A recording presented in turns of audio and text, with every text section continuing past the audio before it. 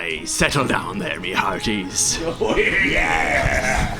This be a tale of the terror of the seas and the Halloween haunted hat. Are you sitting comfortably? Aye! Or pour another grog as I recount the tale of how me and some of the finest lads that ever did sail the seven seas set upon an island called the Island of Guff. As we set our piratey boots on the sands. It was nice and warm here.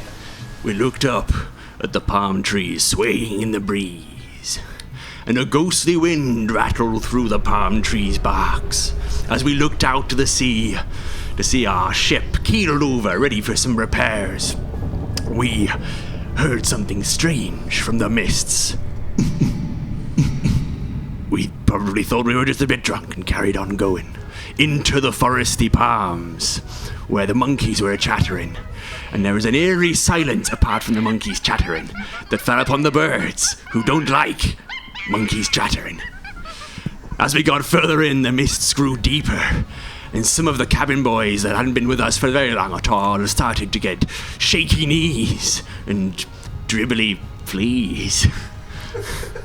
An old mariner's ailment. We wondered what would befall us as we hunted this strange new isle for treasure and perhaps a fancy hat.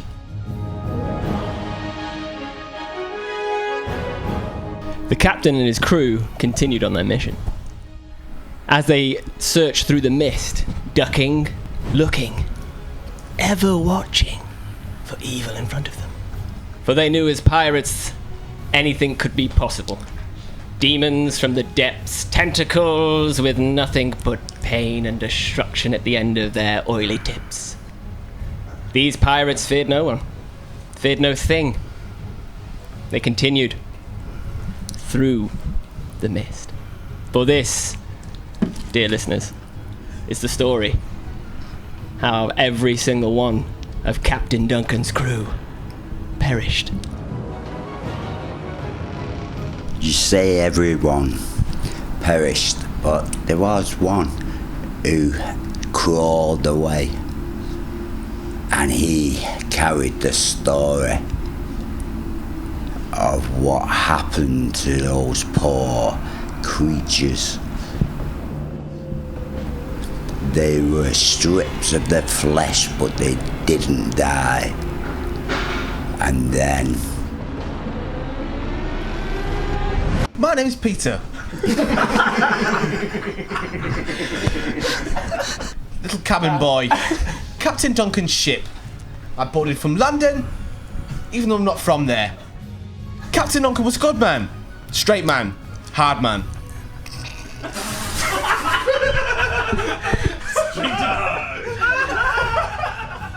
So I boarded Captain Duncan's ship, awaiting the seven seas, waiting to set sail with all my crewmates, along with Barry, Craig and Dave, the finest sailors I've ever known. But that fateful day, I don't know, something was going on here. Found a little hut. A little wood hut. Inside there was a diary, not sure whose it was. The diary read something like, Dear diary, my crew and me have been on this island for... Oh, it's hard to tell now, probably, judging by my past diary entries, probably about 6 days. There's strange things happening around these woods, in the mist. My first mate, Jimbo, he had the black spot, so he did on his hand. So we made port here, trying to see if we could find something, anything. But we didn't. Instead, we found what seems to be more mystery. There was said to be treasure on this island, so I thought, two birds, one stone, we'll be fine. Jimbo went missing not too long ago. In other words, the black spot was only supposed to take those at sea, so we thought he was safe. Which is what got me thinking, what could this be? There's a crack outside this hut.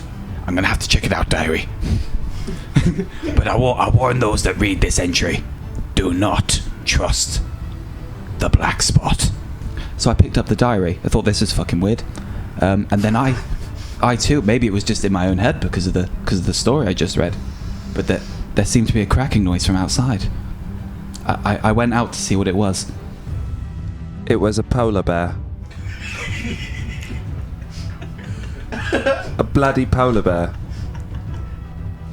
I thought, what is this?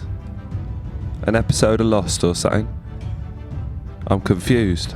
The captain says the black spots are going to lead us to the gold.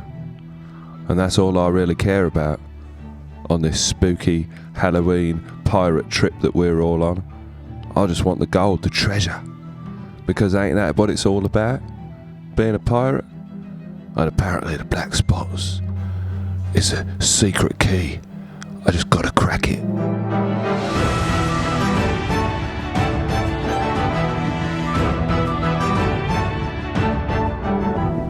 We left our scurvy crew and the young cabin boy, Peter, on their adventures where they seemed to find a diary. Let's tune in and see what happened next.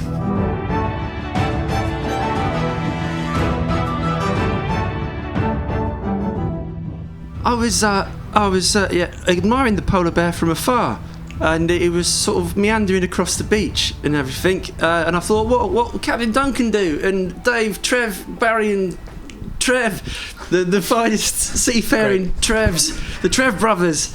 They're real. So I admired this polar bear from a distance, very majestic creature.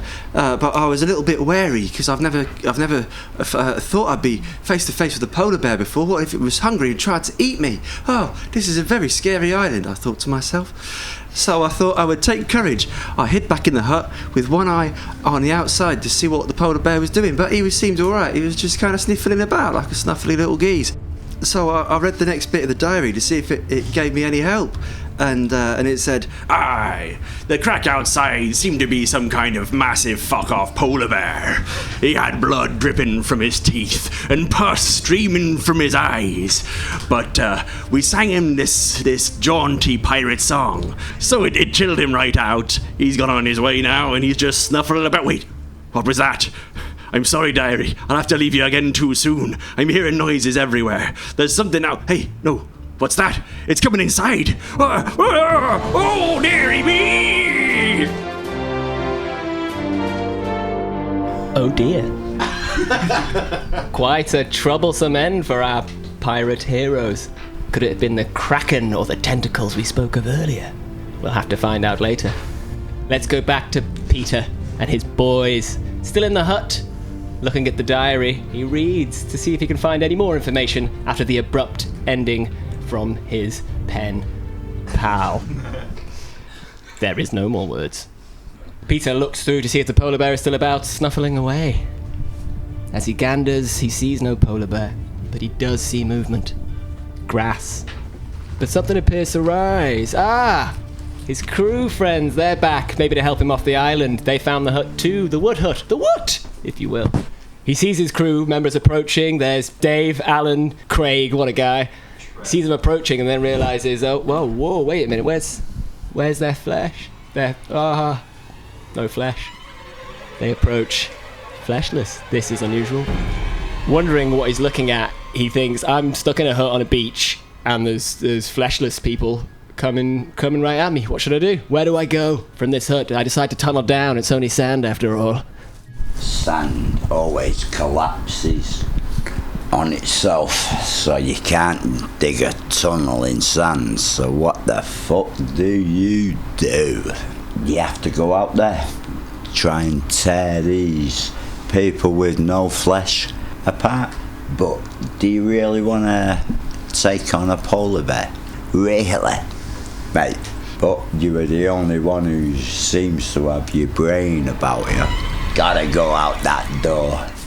There's one thing you should know about me, little old Peter over here, is I have multiple personality disorder. Just so you know, some of the voices may sound different that I say today. That polar bear that we saw, yeah, I'm gonna go eat it. Polar bear, ate it. Eating it alive. Turns out, little old Peter over here, turns out I was the creature all along. Yeah. Turns out I was. I would have got away with it too if it wasn't for this pesky diary. I eat people, I turn them back to life when I take their skin off. This is Demons Anonymous. Yeah. And this has been my story. This is pretty late. So now, dear listeners, you've got the story of Peter. But what of the next crew that arrived? What would they find? I'll tell you now. Captain Timbuktu arrived at the island next. But they found a very different island. They arrived about midday. Sun was high. Too hot. They pulled in at the beach, all of them coming off. Ready to, loot, pillage, perhaps get this treasure and this hat that's been mentioned. There was a small boy in the middle of the beach, ready to greet them. What ye be doing here, boy? Oh, hello, I'm Peter. Welcome to my island. What are you here for? We've heard if there's treasure here, Peter. Get out of the way before I skin you. Funny choice of words. Do you want to know where the temple? Would you like to know where the temple is? Actually, I'll take you to my cabin. You'll love it there. Come on, come with me. Follow me. You'll never make it through the forest alive without me. Come on. Okay. Crew, stay with the ship. I'm gonna come with this boy. This is my cabin. You can stay here the night if you want. Why would I be staying here I wake up approximately 4 hours later. Peter is nowhere to be seen. So I escape, and I run for my life, but before too long, I run into a demon, a headless demon, who approaches me and says,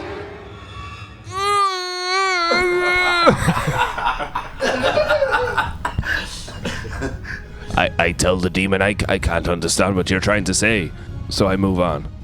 I decide to head towards the beach. It seems to be the best option. The sea is my friend. The land is not a place for a man like me. Where is this Peter? I need to keep my wits about me. He's like a devil child, he is. And I can see my ship anchored 200 feet off the coast. And I start to swim. I get a few feet out, and something starts to drag on my leg. I can't tell what it is, but it pulls me under. I feel myself starting to drown, and next thing, I'm going under. I scream as I get plunged deeper and deeper, the water filling me lungs. I look around at whatever it is grabbing me under, and I can't get a grasp on it, can't see it. The water's be too murky for me. I grip up my cutlass, thankfully still at my hip where I last left it, and start slashing maniacally into the waters, the gloom dragging me down with every breath, and my beard is becoming severely waterlogged as these apparitions that I cannot see take me under. Before I know it, I see a light. I think, is this it? Is this me going to some kind of pearly gates? But no.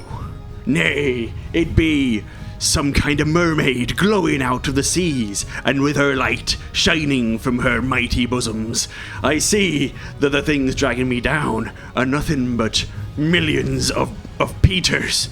The creepy kid that invited me into his cave. They're everywhere, looking up at me with smiling eyes and happy little faces, but all of their bodies are shorn of their flesh. They're skeletons with nary an organ to be seen between them, all clasping at me ankles. The mermaid is swishing at them with her tails, her mighty bosoms swaying around in the water, and her hands start to break away from my ankles. I feel unshackled and feel myself floating back to the surface, where another hand grabs my ankle again and starts putting me down. So, without a second's thought, I reach for my cutlass, and I slice at my leg, taking inches off my own flesh. It nay bother me none.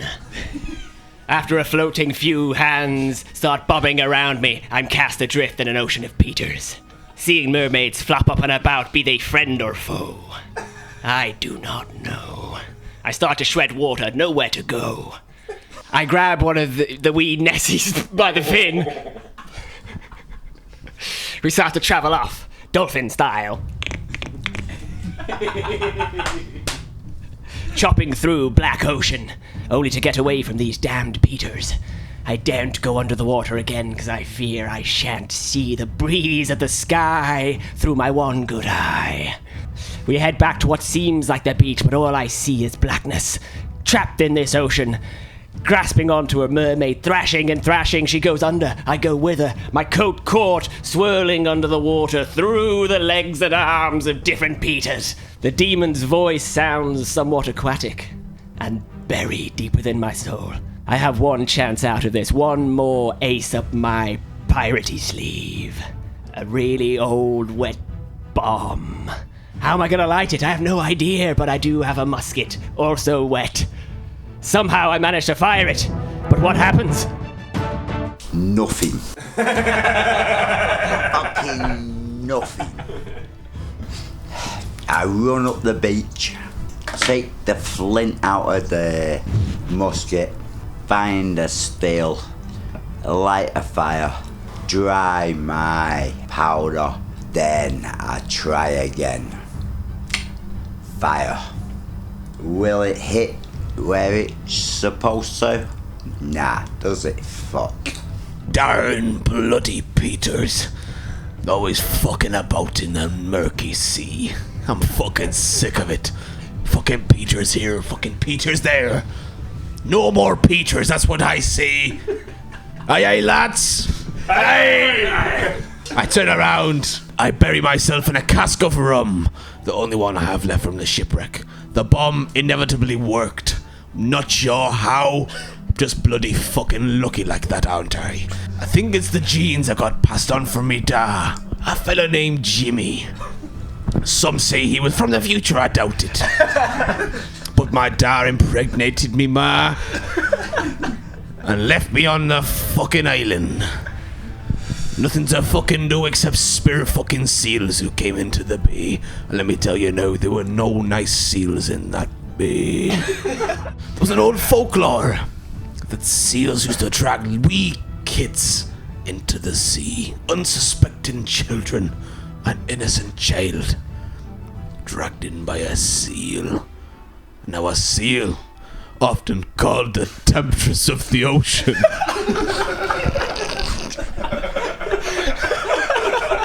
tempt you in with a quaint, jaunty song. It goes a little like... Da da da da da da da da.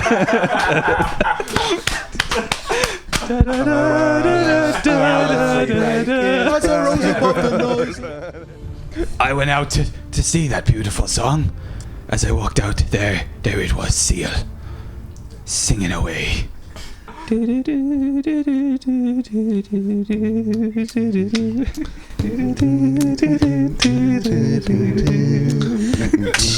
Baby! And that's when I saw it. As he said, baby, I can take you. He took the child, just like the folklore said. And he just drifted. He drifted. I decided not to do anything about it. Kind of freaked me out, to be honest. I just saw him take the child away. I walked towards the seal. The seal said, don't look behind you. Come with me. I'm walking toward... The song's engulfed me. I'm walking towards it. Is this my fate? This is going to take me, and I'm completely fine with it. He looked back at me. I noticed, behind the clouds, a full moon. I thought to myself, game over. For one thing you don't know about me, me hearties, is I happen to be a were-pirate. When the moon comes out, so does my real self. And sure enough, as the moon revealed itself, so did my true colors, and I turned first my legs into paws, and then my arms into paws, and then finally my face into a snarling snout. I bit that motherfucker clean in the fucking face. And then a witch came down and said to me, "You shouldn't be doing that." I looked at her and howled at the moon, which was conveniently behind the witch, so... And she raised an eyebrow and said, No, really, you're being very uncouth. I mean, stop it. Alright, I'll stop biting faces for now, I suppose. Good. Now that you have become as much a man as a werepirate, I will grant you a boon using my witchy powers. She whispered in my ear. She said, Look at your right paw. And I looked down at my right paw, huge, gnarled, clawed, and kind of furry. And I saw on my already dark paw a gigantic black spot. emerged. I remembered tales of the black spot leading you to a fine treasure. So, as my wolfy stealth, I got down on all fours and ran as fast as I could through the mists of the forest into the heart of the island. The trees whipped past me, scratching my skin, but I didn't care. I was so keen to get the treasure, because I'm a pirate through and through. As I get to the temple, its shining Aztec gold structure almost blinding me in the fierce full moonlight. And then I see, as I get to the altar at the front, an army of fleshless billies, all smiling their creepy smile, running at me with scary, scary eyes. And I realize these guys were Peters before. I turn around, and there's an army of Peters on the other side. For some reason, there's two types of demons with no skin now. Billies and Peters. They rush at each other, with me in the middle, and I'm just in front of the altar that might have all of the pirates' gold in it. I can use the black spot on my paw. I can feel it vibrating and that close. As the Billies charge, and the Peters charge the other way, with their familiar, creepy little mugs, and their split personality disorder. I hear another rumbling thunder. I look above, but it's not the weather. It's a clear night. I can see the full moon. It's a rumbling on the ground.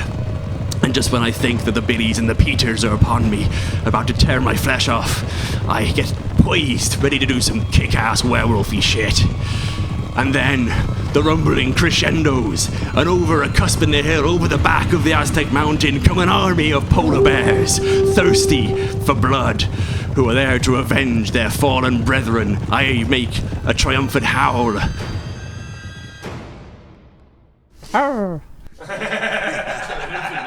I look up thinking, bring it on, bitches, I'm a werewolf.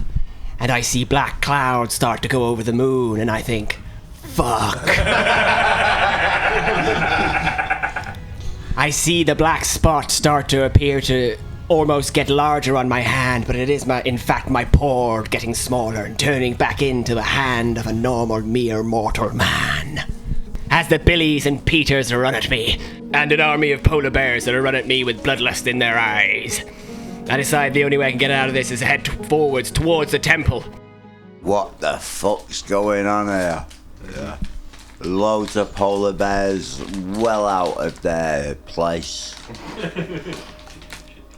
Climate change, mate. Climate change.